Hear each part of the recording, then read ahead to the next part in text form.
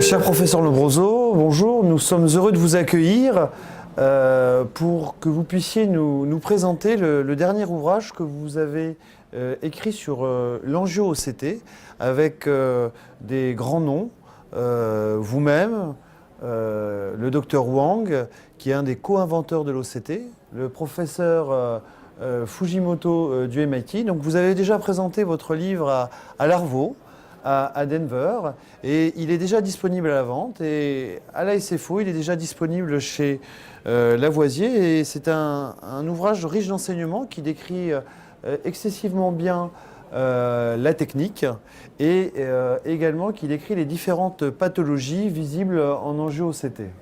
Pourquoi avez-vous écrit ce livre, cher professeur Lombroso? Alors, depuis que nous utilisons l'angiographie OCT, ce qui fait déjà 1 an, de nombreux ophtalmologistes sont en train de développer leurs études et d'appliquer l'angiographie OCT à l'examen des sujets de tous les jours. Et donc, il est devenu indispensable d'offrir un atlas et un livre qui donne les bases de l'angiographie OCT et qui permettent de trouver les images les plus évidentes, les plus fréquentes, pour permettre à l'ophtalmologiste à ses débuts de commencer à interpréter ces images. Donc effectivement, c'est un ouvrage excessivement pédagogique. Donc on connaît l'utilité de l'OCT en géographie, mais comme toutes les nouvelles techniques, elle est associée à beaucoup d'artefacts qui sont liés à la physique de cette imagerie, donc que l'on doit connaître et on doit s'affranchir de ces différents artefacts pour pouvoir explorer au mieux ces différents champs d'investigation.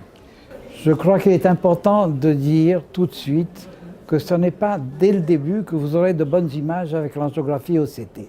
Il y a une courbe d'enseignement, une courbe d'apprentissage, et les premières images que vous aurez pourraient être décevantes.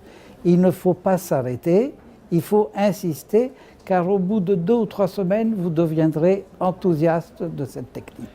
Est-ce que vous avez continué à réaliser des angiographies à la fluorescéine lors de votre phase d'apprentissage?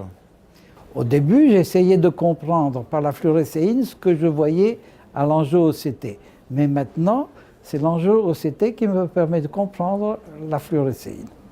Merci d'avoir répondu à toutes nos différentes questions, professeur Lombroso, et félicitations pour cet ouvrage auquel vous nous avez fait participer. Merci, ça a été un plaisir de travailler avec vous et d'avoir un de vos chapitres dans mon livre.